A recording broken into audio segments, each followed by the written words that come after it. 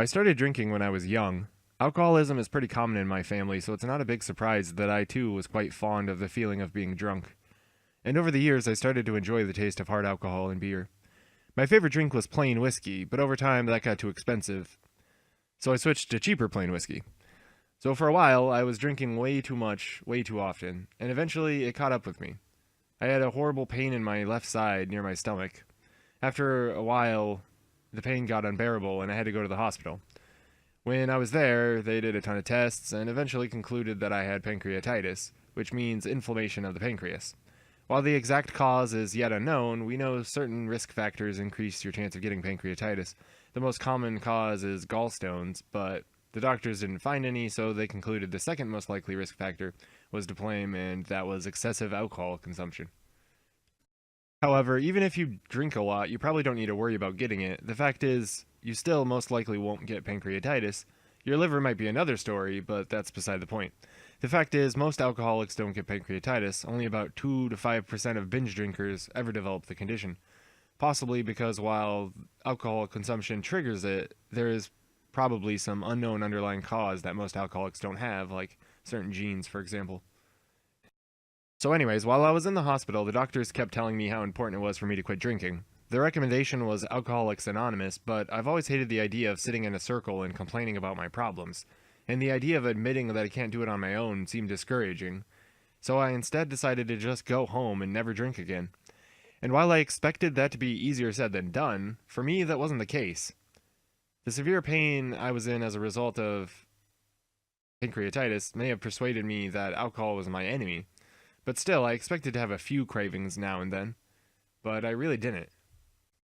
Maybe that means in some way I wasn't truly addicted, or maybe I just was in the perfect mindset to quit, or maybe my approach was exactly what I personally needed. But of course, that doesn't mean this is the best approach for anyone else. The most important thing, if you have an addiction, is to do what's best for you to quit. So why not AA? Well, it appears that it has a pretty big flaw. Back in 2004, Penn and Teller did an episode of their Showtime show Bullshit on 12-step programs. And not much has changed since then, because the programs themselves haven't really changed.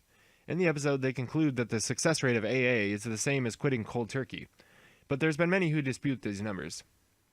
The main cause of the dispute is that it's hard to get accurate numbers for the success rate of AA because since it's anonymous, the only way to get statistics is from volunteers, but it seems reasonable that the people who volunteer are the ones who aren't struggling as much.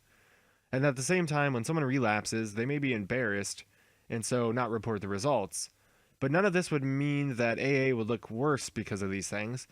They would only actually make AA look better than it really is, so we have to be skeptical of such data and also keep in mind that no test has ever proven AA to be the cause of people being sober, but only that AA is correlated with quitting drinking to some degree, which leaves open the possibility that AA doesn't actually help, and the ones that quit would have found a way to quit regardless of what they tried.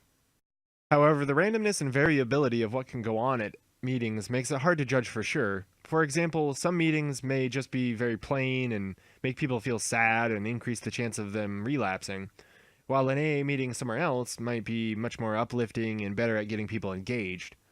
So we can't say that all AA meetings are of equal use to those seeking treatment. And of course, it's possible that one setting might be better for some people and other settings better for others. But regardless of all that, we're left with the one glaring problem, and that is that we don't have sufficient evidence to say for sure that AA is going to be effective in treating addiction for many people. On top of that, an article in Scientific America addresses the problem that AA may actually be harmful to some drinkers if the meetings are confrontational. But ultimately, AA is a fairly common program and it's free. This alone makes it highly attractive for those seeking help, and I would never want to take that away from anyone without providing an alternative that can be shown to work better. One alternative to AA is a program called Smart Recovery that aims to help people recover from addiction using the latest scientific research and teaching self-empowerment and self-reliance. Unfortunately, there aren't any studies directly showing the success rate of Smart Recovery either. However, there have been studies that indirectly show Smart Recovery has been at least as effective as programs such as AA.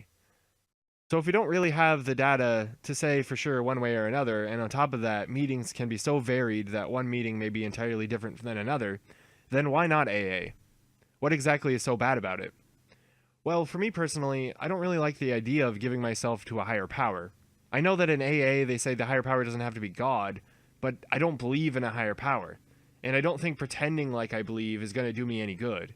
So the idea of an alternative that's based more on science and less on dogmatic thinking seems like a lot nicer of an approach to me personally.